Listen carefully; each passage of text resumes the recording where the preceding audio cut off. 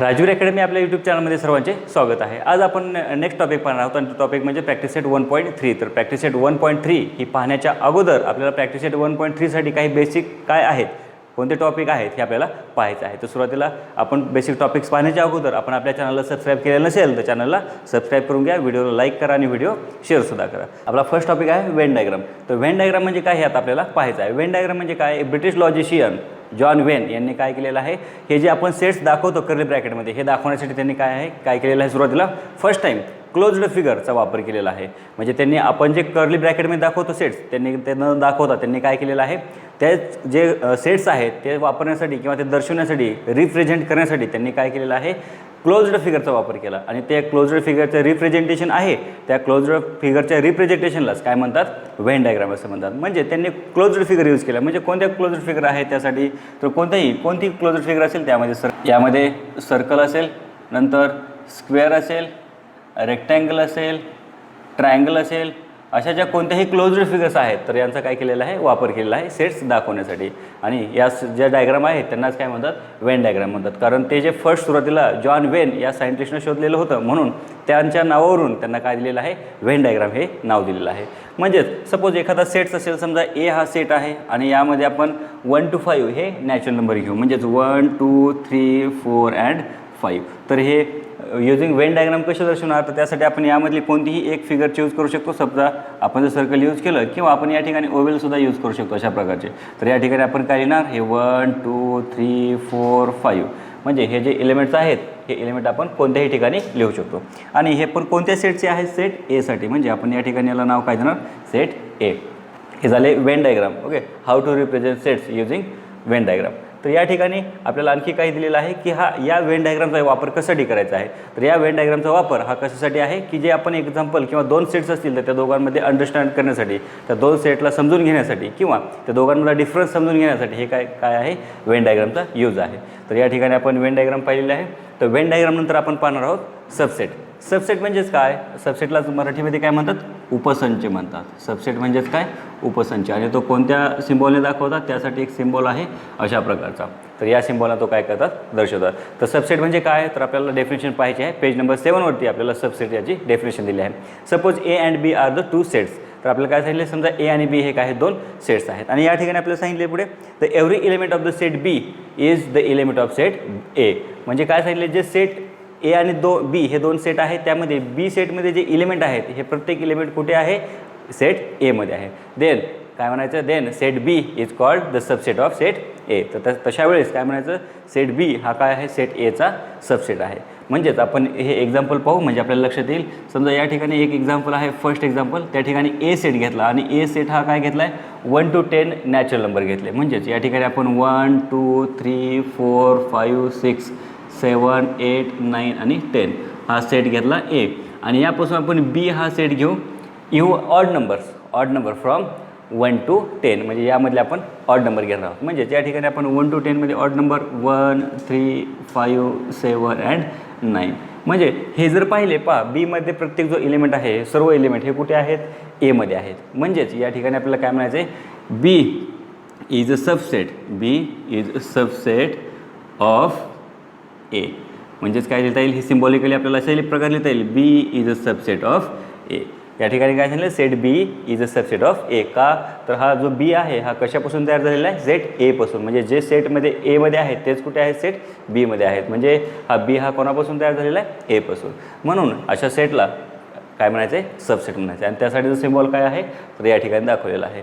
म्हणजे आता या ठिकाणी आपल्याला काही प्रॉपर्टीज आहेत सबसेटसाठीच्या। तर त्या प्रॉपर्टीज काय आहेत, तर फर्स्ट प्रॉपर्टी आहे every set is subset of itself. म्हणजेच काय, प्रत्येक सेट जो असतो तो स्वतःचाच काय असतो, सबसेट असतो। म्हणजे ए हा एचा सबसेट असेल। म्हणजे या ठिकाणी आपल्याला कशा प्रकारे लिहिता येईल, A is a subset of set A. A हा ए बरोबर सबसेट आहे। सेकंड प्रॉपर्टी, आपण दुसरी प्रॉपर्टी काय घेऊ शकतो, एम्प्टी सेट। जर एखादा एम्प्टी सेट असेल त्याला आपण नल सेट बोलतो। Empty set is the subset of every set.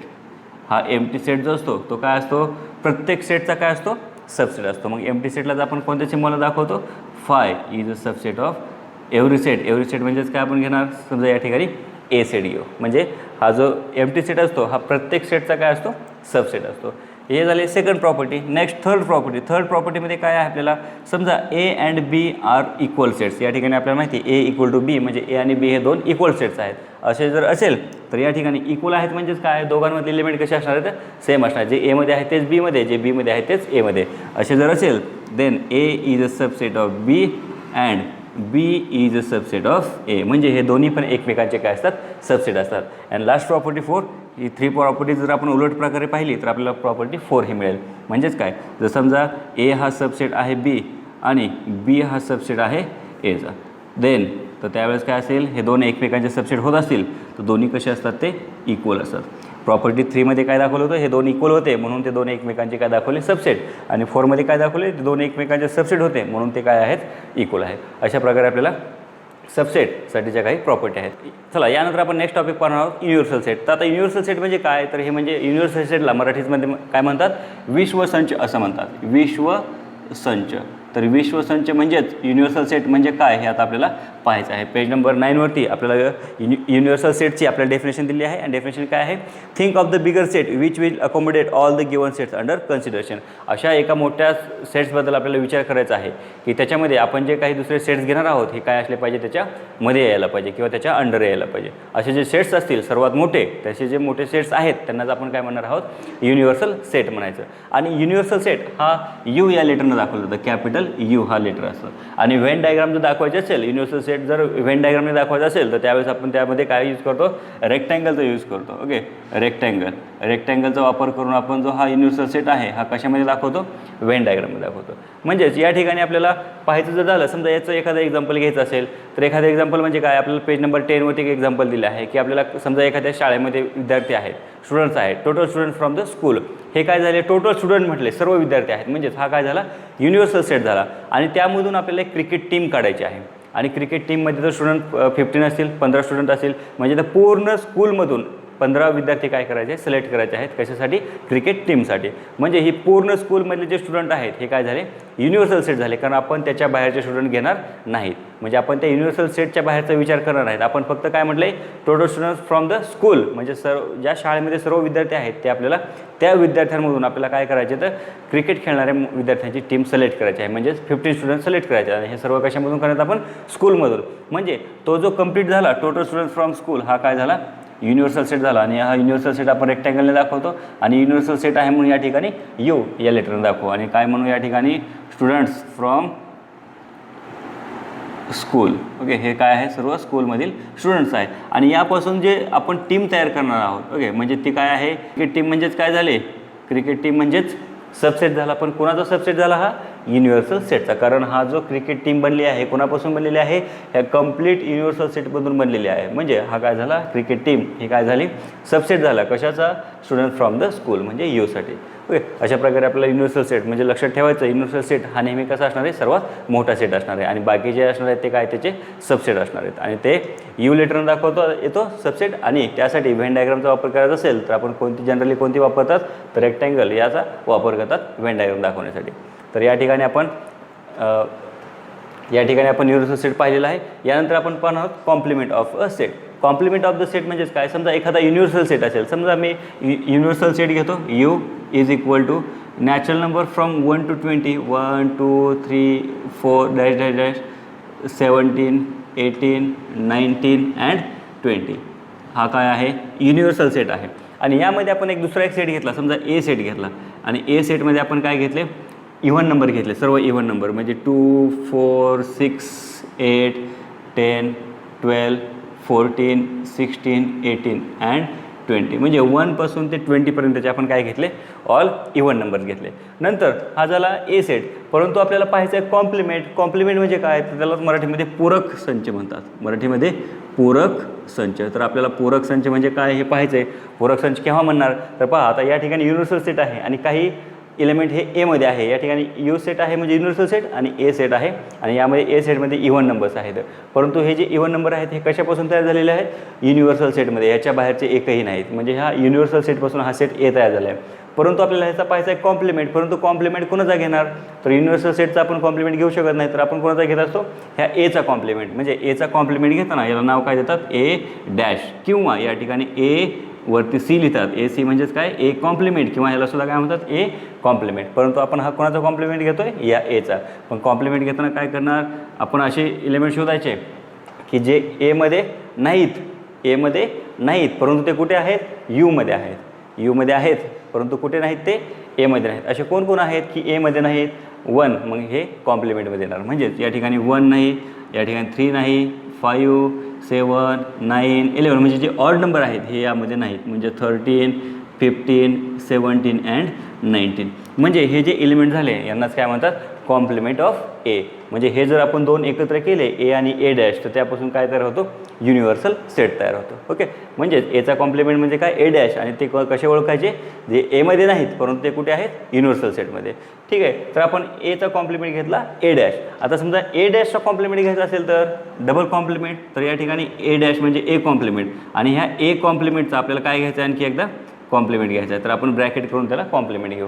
म्हणजे आता आपण एचा कॉम्प्लिमेंट घेत नाही, आता कोणाचा कॉम्प्लिमेंट घेतो आपण, ए डॅश याचा कॉम्प्लिमेंट घेतोय, ए डॅशचा घेतोय, म्हणून बाहेर कॉम्प्लिमेंट आलं. ओके, तर या ठिकाणी आपण आता काय पाहणार, जे ए डॅशमध्ये नाहीत परंतु ते कुठे आहेत, यूमध्ये आहेत. ए मधला विचार करायचा नाही. आता जे ए डॅशमध्ये आहेत, सॉरी ए डॅशमध्ये नाहीत परंतु कुठे आहेत, ते यूमध्ये आहेत. मग असे कोणते आहेत पहा, या ए डॅशमध्ये नसणारे कोण आहेत, 2 आहे, 4 आहे, 6 आहे, 8 आहे, 10 आहे, 14, 16, या ठिकाणी 12 राहिले, नेक्स्ट 18 अँड 20. म्हणजे आपण जर या दोघांकडे पाहिलं तर या दोघांमध्ये एलिमेंट काय होतात, सेम दिसतात. म्हणजे एमध्ये जे आहे तेच कुठे आहेत, A complement of A complement. Okay, complement of complement, तर यामध्ये दोन्ही सेम मिळतात. म्हणजे या ठिकाणी आपल्याला असंही सांगता येतं, A is equal to A dash dash, म्हणजे A complement complement, double complement आहे या ठिकाणी. ओके, तर अशा प्रकारे आपल्याला हे कॉम्प्लिमेंट ऑफ द सेट हे आपल्याला पाहता येईल. कशा प्रकारे ठरवायचं, जे युनिव्हर्सल सेटमध्ये आहेत परंतु कुठे नाहीत, दिलेल्या सेटमध्ये नाहीत, अशाच जसं आपण कॉम्प्लिमेंट घेतो किंवा असा जो सेट घेतो त्यालाच काय म्हणतात, कॉम्प्लिमेंट ऑफ दॅट सेट. अशा प्रकारे आपण हे जे काही 4 टॉपिक होते, पहिला टॉपिक होता वेन डायग्राम, नंतर होते सबसेट, नंतर युनिव्हर्सल सेट, आणि यानंतर कॉम्प्लिमेंट ऑफ सेट. तर या 4 टॉपिक होते आपल्या प्रॅक्टिस सेट 1.3 ही आता पाहायची आहे. चला, यानंतर आपण प्रॅक्टिस सेट 1.3ला स्टार्ट करणार आहोत. त्यामध्ये फर्स्ट क्वेश्चन आपल्याला दिलेला आहे, if A is equal to, आपल्याला ए सेट दिलेला आहे आणि एमध्ये एलिमेंट आहेत A, small A, B, C, D and E. Next set B दिलेला आहे, सेट बीमध्ये एलिमेंट आहेत C, D, E, F and C set दिलेला आहे, आणि सी सेटमध्ये कॅपिटल सी आहे, बी आणि डी हे 2 एलिमेंट आहेत, आणि लास्ट डी हा सेट दिलेला आहे आणि डीचे एलिमेंट ए आणि ई दिलेले आहे, स्मॉल ई आहे, ए ई.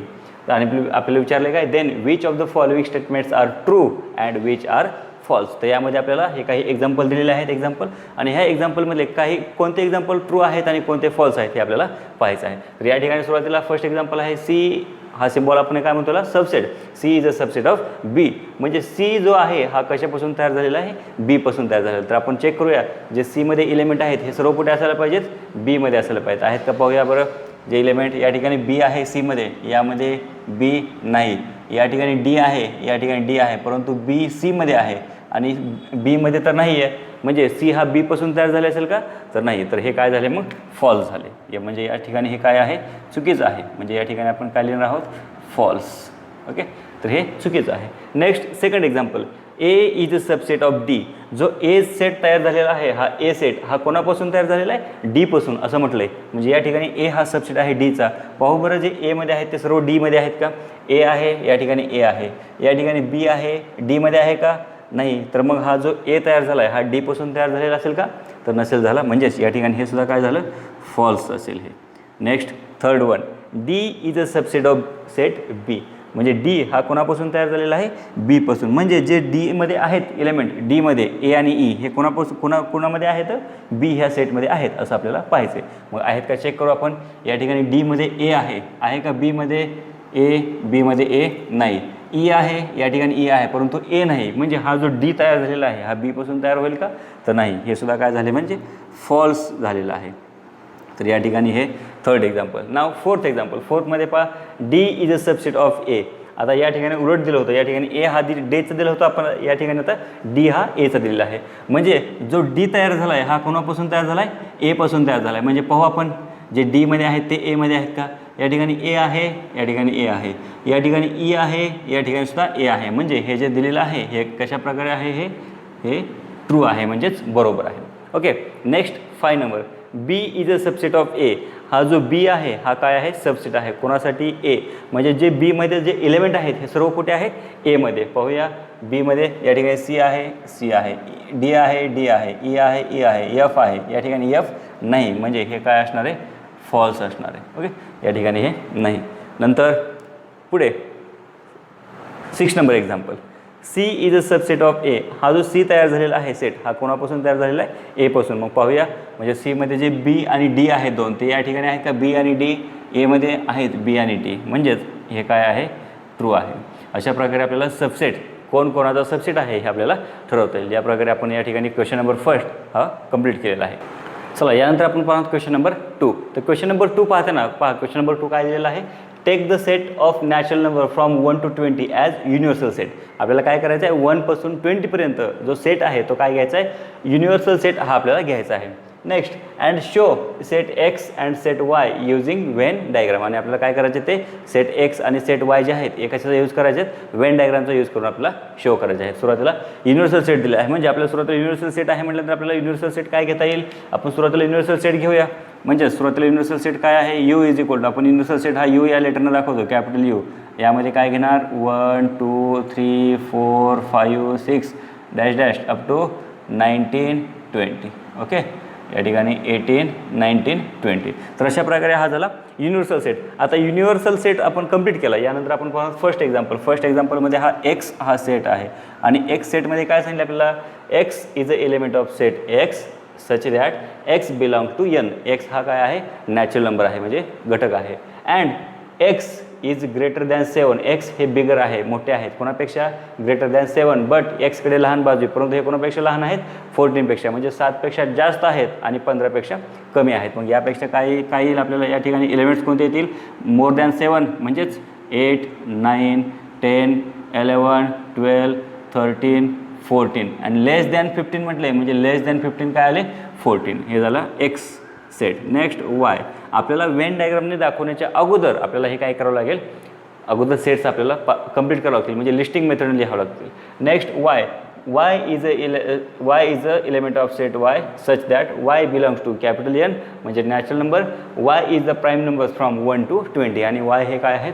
1 to 20 मधील प्राईम नंबर आहेत. मग आपण त्यामध्ये काय लिहिता येईल? 1 to 20 मधील प्राईम नंबर 2 3 5 7. Next 11 13 17 and 19.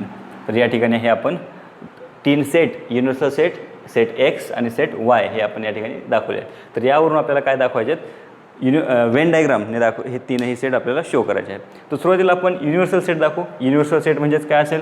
हा आपण रेक्टँगल शो करतो, म्हणजे या ठिकाणी मी रेक्टँगल शो करतो एक युनिव्हर्सल सेट आणि याला नाव देऊ आपण you.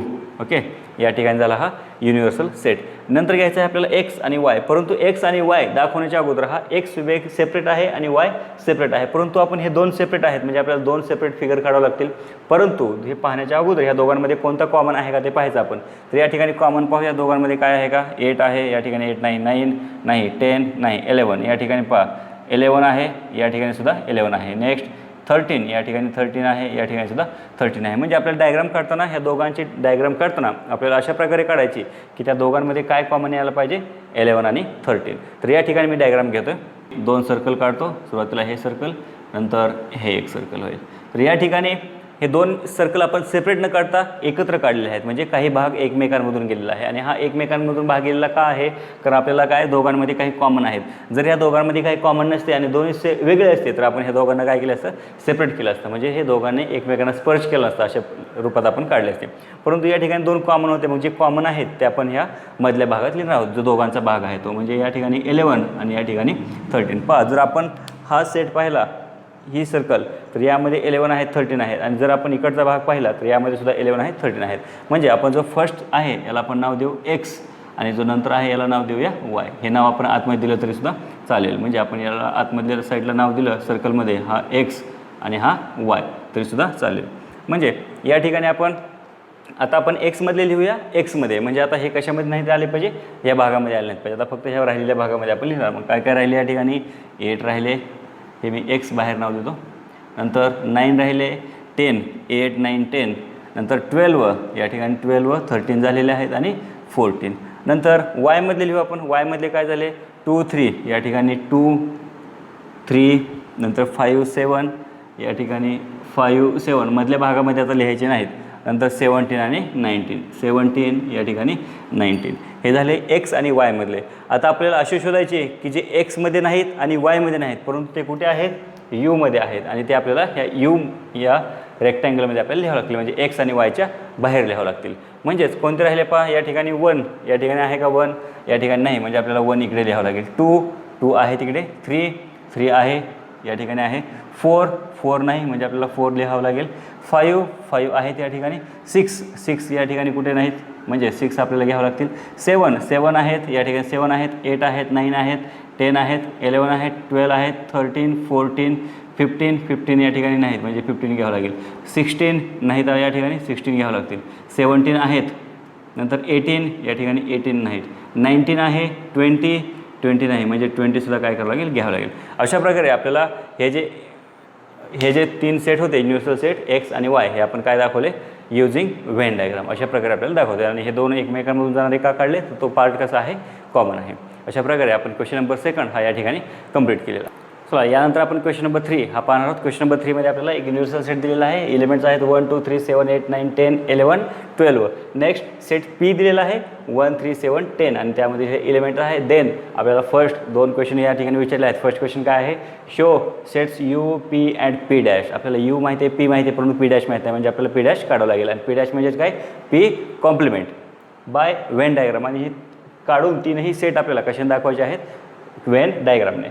Second, verify P dash dash म्हणजे complement of P complement is equal to P. म्हणजे हे दोन्ही आपल्याला काय दाखवायचे आहेत, इक्वल दाखवायचे आहेत. म्हणजे या ठिकाणी डबल कॉम्प्लिमेंट घ्यायचा आहे.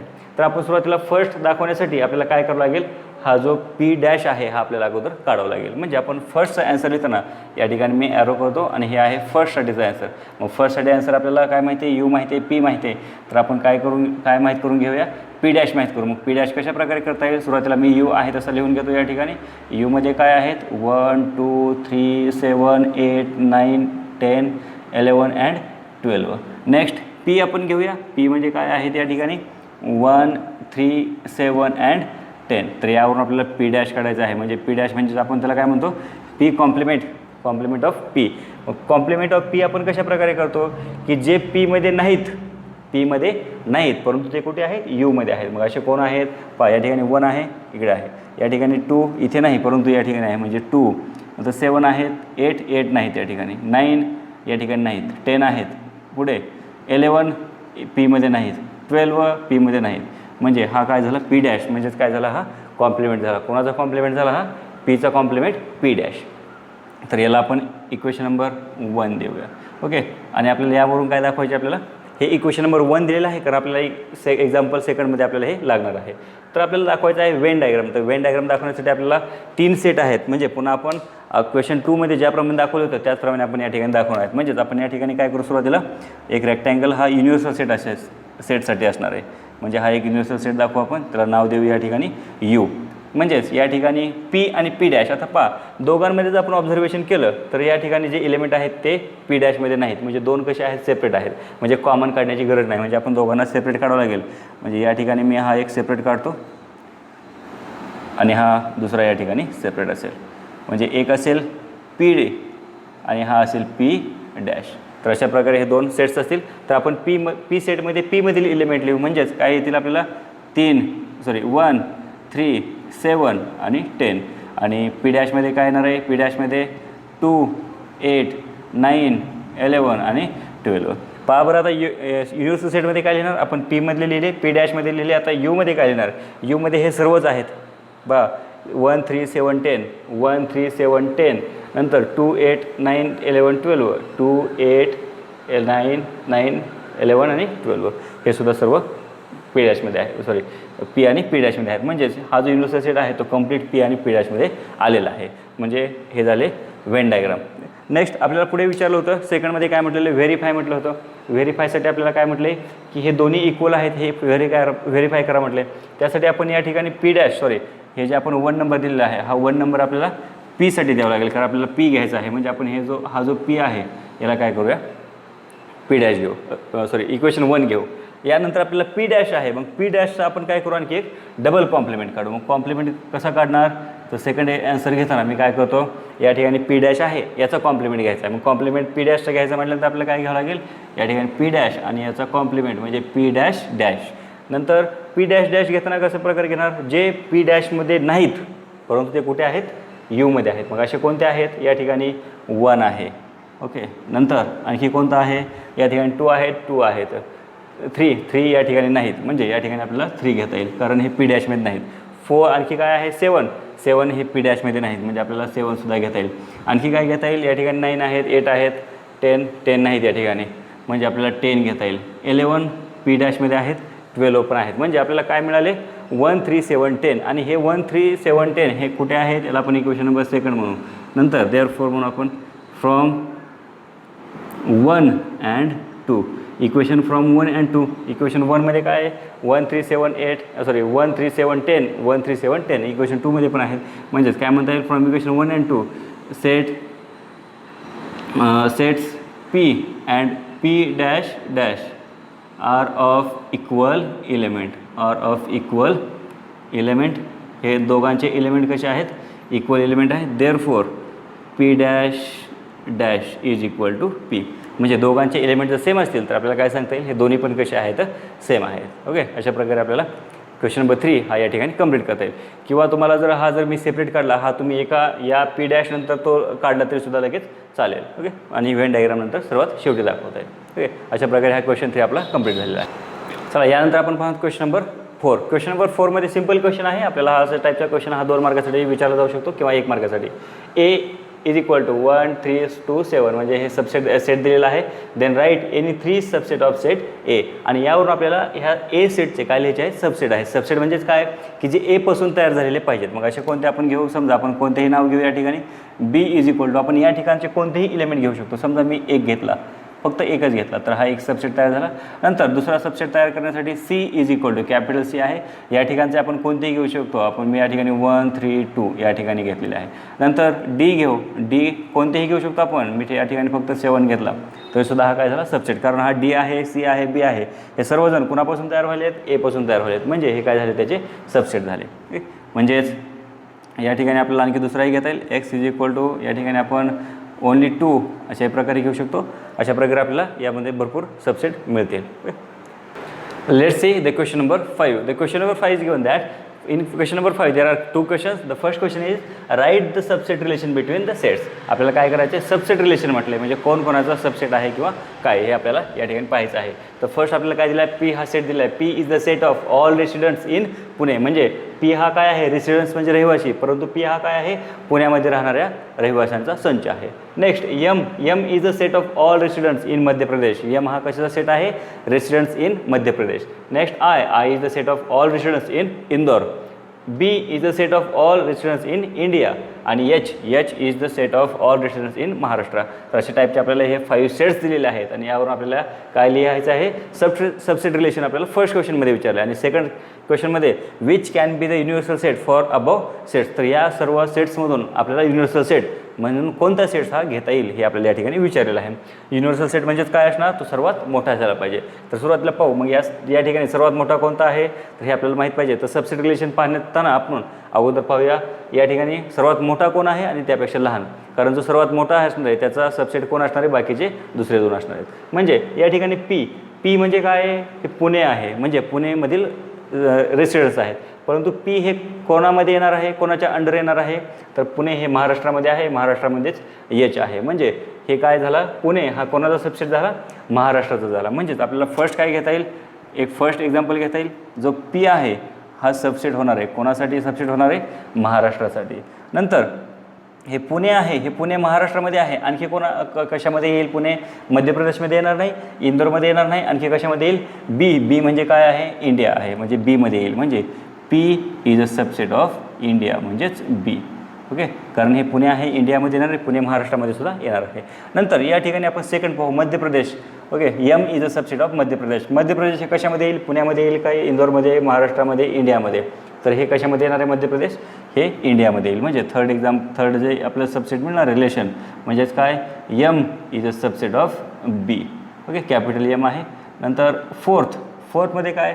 आता इंदोर हा कशामध्ये आहे? इंदोर म्हणजे ही एक मध्य प्रदेशमधली सिटी आहे, म्हणजे इंदोर हे कशामध्ये येणार आहे? मध्य प्रदेशमध्ये. म्हणजेच इंदोर म्हणजे I is a subset of Madhya Pradesh M. नंतर 5 नंबर पाहू. आता हे इंदोर ज्याप्रमाणे मध्य प्रदेशमध्ये आहे त्याचप्रमाणे इंदोर कशामध्ये येणार आहे? इंडियामध्ये सुद्धा येणार आहे. म्हणजे इंडियासाठी काय आहे? बी आहे. Means I is a subset of B. यानंतर आणखी काय पाहता येईल पहा. नंतर आय पाहिजे. आता बी हा सर्वात मोठा आहे, इंडिया सर्वात मोठा आहे, म्हणजे तो कोणाचा सबसेट नसणार आहे. एच महाराष्ट्र हे कशामध्ये येणार आहे? इंडियामध्ये येणार आहे. म्हणजेच H is a subset of set B. तर अशा प्रकारे आपल्याला हे सबसेट रिलेशन मिळत येईल. परंतु या ठिकाणी आपल्याला सेकंड क्वेश्चन विचारलेला आहे, which is the universal set from the above sets. यामध्ये सर्वात मोठा सेट्स युनिव्हर्सल सेट म्हणून कोणता घेता येईल? तर या ठिकाणी कोणता सेट आहे? सेट बी म्हणजेच इंडिया. म्हणजेच काय म्हणता येईल आपल्याला? याचा आन्सर काय घेता येईल? सेट बी. ओके, हा काय घेता येईल? पूर्ण वाक्य दिलं तरी चालेल किंवा अशाही प्रकारे ठेवलं तरी चालेल. म्हणजे या ठिकाणी आपण हा क्वेश्चन नंबर 5 सिम्पल क्वेश्चन आहे. या ठिकाणी फक्त आपल्याला समजून घ्यायचं आहे कोणता लहान आहे आणि जो लहान असणार आहे तो मोठ्याचा काय असणार आहे? सबसेट असणार आहे. ओके, अशा प्रकारे आपला क्वेश्चन नंबर 5 या ठिकाणी कंप्लीट झालेला आहे.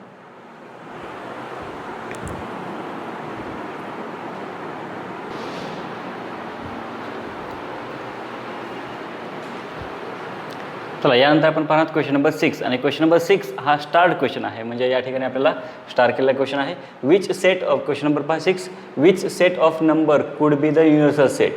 ओके, आपल्याला काय म्हटलं? Which set of number could be the universal set. आपल्याला असा कोणता सेट युनिव्हर्सल सेट म्हणून घेता येईल. ओके, पण कशाचा पाहिजे ते? Set of numbers. ओके, असा कोणता सेट ऑफ नंबर असेल की तो आपल्याला काय घ्यायचा आहे? युनिव्हर्सल सेट म्हणून घ्यायचा आहे for the sets given below. परंतु तो काय आला पाहिजे? त्या सेट्सनं त्या युनिव्हर्सल सेटमध्ये हे सर्व तीनही सेट्स काय झाले पाहिजेत? कवर झाले पाहिजेत. तर सुरुवातीला आपण पाहूया की ए सेट हा काय आहे? ए सेट म्हणजेच काय आहे? Set of all multiples of 5. 5ची मल्टिपल म्हणजे 5, 10, 15, 20 डॅश डॅश डॅश. हे आपल्याला लिमिट माहीत नाही याच्यामध्ये. नंतर आपण सेकंड सेट पाहू. बी या ठिकाणी काय आहे? B is a set of all multiples of 7. 7ची मल्टिपल म्हणजेच काय येईल? 7, 14, 21, 28 डॅश डॅश. आपल्याला लिमिट दिलेलं नाही, म्हणजे हे सुद्धा लिमिटेड असतील, अनलिमिटेड असतील.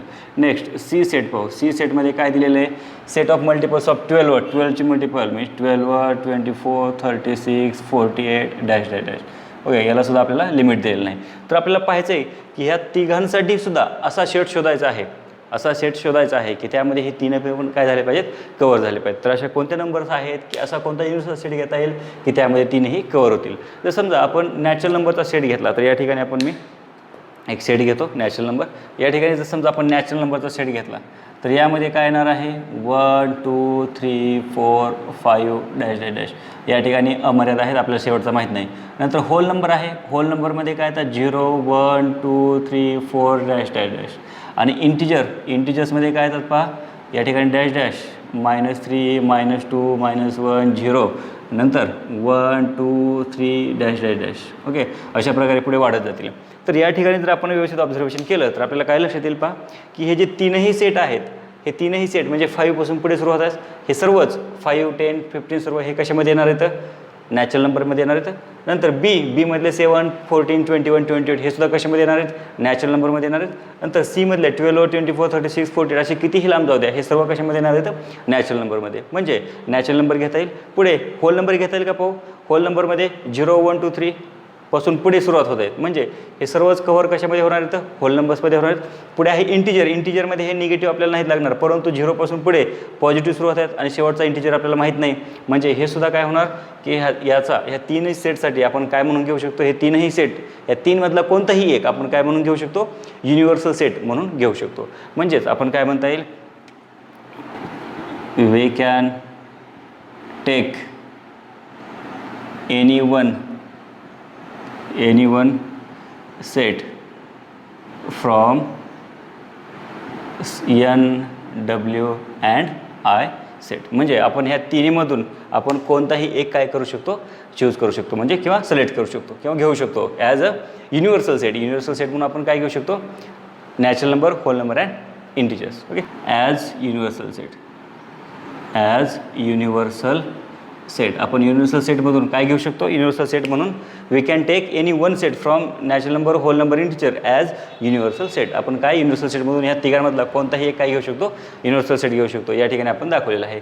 सेम या ठिकाणी ज्याप्रमाणे आपण फर्स्ट एक्झाम्पल दाखवलं त्याचप्रमाणे सेकंड एक्झाम्पल आहे पाहायचं आहे आपल्याला. सेकंड एक्झाम्पलमध्ये आपल्याला काय दिलेलं आहे पहा, P is a set of integers which multiple of 4. 4चे मल्टिपल्स आहेत इंटिजर्स. म्हणजेच आपण या ठिकाणी हा सेट काय घेणार? पी इज इक्वल टू पीमध्ये 4ची multiple 4, 8, next 12, 16 dash dash dash. Okay, आणि set of all even square number. Square number म्हणजे काय? ज्यांचा आपल्याला स्क्वेअर करता येतो असे नंबर, परंतु ते कसे असले पाहिजेत? इव्हन असले पाहिजेत. जसे की 1चा स्क्वेअर 1, पण 1 हा इव्हन नाही. 2चा स्क्वेअर 4, 4 हा इव्हन नंबर आहे म्हणजे 4 घेतले. 3चा स्क्वेअर 9, परंतु 9 हा इव्हन नंबर नाही. नेक्स्ट 4चा स्क्वेअर 16, परंतु 16 हा स्क्वेअर नंबर आहे म्हणजे 4, 16. 5चा स्क्वेअर 25 हा ऑड नंबर आहे, इव्हन नाही. नंतर 6चा स्क्वेअर 36, नंतर 7चा स्क्वेअर येणार नाही, 84चा आहे. 8चा स्क्वेअर येईल 64. ओके, म्हणजे हे अशा प्रकारे स्क्वेअर आपल्याला ह्याची पण लिमिट दिलेलं नाही. म्हणजे हे सुद्धा काय आहेत? पुढे वाढत जाणार आहेत. म्हणजे पुन्हा आपल्याला तेच विचारलं आहे क्वेश्चन काय विचारलेलं आहे? Which set of number could be the universal set for the sets given below. यासाठी पण आपल्याला तेच विचारलं, यासाठी सुद्धा तेच म्हणले. म्हणजे या ठिकाणी 4 हे सर्व हे कोणत्या सेट्समध्ये येतील? की आपल्याला असा सेट घ्यायचा आहे की तो काय असला पाहिजे? Universal set. आणि त्या सेटमध्ये हे दोघांमधले पण काय असायला पाहिजेत? एलिमेंट असायला पाहिजे. त्यासाठी आपल्याला सेम या ठिकाणी आपल्याला सांगता येईल. ओके, म्हणजे काय म्हणता येईल आपल्याला? Any one set from. Okay, take या ठिकाणी सेंटेन्स लिहितो मी. Take any one set from natural number, whole number, integers as universal set. as universal set. म्हणजे हे तिन्ही पण काय करतील? ह्या दोनही एक्झाम्पलसाठी युनिव्हर्सल सेट म्हणून काम करतील. या तिघांपैकी आपण कोणताही घेऊ शकतो. ह्या तिघांमध्ये नॅचरल नंबरमध्ये हे सुद्धा आहे, हे सर्व आहे. ओके, कोणताही घेऊ शकतो आपण. ओके, अशा प्रकारे क्वेश्चन नंबर 6 हा या ठिकाणी कंप्लीट झालेला आहे. चला यानंतर पाहत क्वेश्चन नंबर 7 आणि हा लास्ट क्वेश्चन आहे फ्रॉम प्रॅक्टिस सेट 1.3. तर पहा क्वेश्चन नंबर 7 काय आहे? Let all student of the class is an universal set. क्लासमधील जे सर्व स्टुडंट्स आहेत हा काय आहे? युनिव्हर्सल सेट आहे. मग आता युनिव्हर्सल सेट आहे म्हणून आपण यू इज इक्वल टू घेऊया. यू इज इक्वल टू काय आहे? All students of class. Universal set म्हणजे काय आहे? All students of a class. हा झाला युनिव्हर्सल सेट. पुढे आपल्याला काय म्हटलं? लेट ए काय आहे? A is a set of, कशाचं सेट आहे? A is a set of students who secure 50% or more marks in maths. म्हणजे हा आपल्याला काय घेता येईल? हा आपण कर्ली ब्रॅकेटमध्ये घेऊया. नंतर हा सुद्धा आपल्याला कर्ली ब्रॅकेटमध्ये घेता येईल. स्टुडंट्स आपल्याला काय सांगता येईल? Students who secure 50% or more marks. म्हणजे काय? ए सेटमध्ये कसे स्टुडंट्स आहेत की ज्यांना 50% मिळाले आहेत किंवा 50%पेक्षा जास्त, परंतु हे कशामधले मार्क्स आहेत? In maths. Then write the complement of set A. तर आपल्याला काय करायचं आहे? हा जो सेट ए आहे या सेट एसाठी काय घ्यायचं आहे? कॉम्प्लिमेंट. म्हणजे काय लिहिणार? A dash. मग ए डॅशमध्ये काय सांगणार? पहा या ठिकाणी सांगितलं की स्टुडंट हू सेक्युअर 50%. आता 50% जर त्यांना मिळाले तर मग राहिले किती? आपण ऑरच्या अगोदरची कंडिशन समजून घेऊ. Students who secure 50%. जर 50% त्यांना मिळाले असतील तर मग 50% आणखी काय राहिले? मिळायचे राहिले. म्हणजे त्यांना काय मिळाले नसणार आहे. तर किंवा 50% ऑर म्हटलं. आता ऑरच्या पुढची पाहू. आता मोर मार्क्स म्हटले. मोर म्हणजे 50पेक्षा जास्त. मग राहिले किती रे? 50पेक्षा जास्त जर घेतले तर मग राहिले किती? 50पेक्षा कमी राहिले. ओके, म्हणजे 50पेक्षा जर जास्त घेतले म्हणजे 60 जर घेतले तर किती राहिले? 40 राहिले. म्हणजे हे कसे आहेत? 50पेक्षा कमी आहेत. म्हणजेच आपण या ठिकाणी कंडिशन लिहिताना काय लिहिणार? या ठिकाणी स्टुडंट्स हू सेक्युअर 50% आहे तसं राहील 50% ऑर. आता मोरच्या ऐवजी काय म्हणावं लागेल? लेस मार्क. ओके, एकतर 50% मिळाले असतील तर 50% राहिले आणि जर त्या 50%पेक्षा जास्त असतील तर 50%पेक्षा कमी राहिले आहेत. अशा प्रकारची ही कंडिशन आहे. सिंपल आहे. या ठिकाणी 50% आहे, या ठिकाणी ऑर मोर आहे, तर या ठिकाणी ऑर लेस आहे. बस एवढाच फरक आहे. तर या ठिकाणी आपण क्वेश्चन नंबर 7 हा या ठिकाणी पूर्ण झालेला आहे. प्रॅक्टिस सेटला थोडीच रिव्हिजन करायची आहे. रिव्हिजनमध्ये आपल्याला काय पाहायचं आहे? व्हेन डायग्राम पाहिजे आहे. व्हेन डायग्राम, युनिव्हर्सल सेट पाहायचा आहे, नंतर सबसेट पाहायचा आहे आणि नंतर कॉम्प्लिमेंट सेट. या 3-4 टॉपिकचा जर आपण बेसिकचा अभ्यास केला तर आपल्याला ही प्रॅक्टिस सेट एकदम सिंपल जाणार आहे.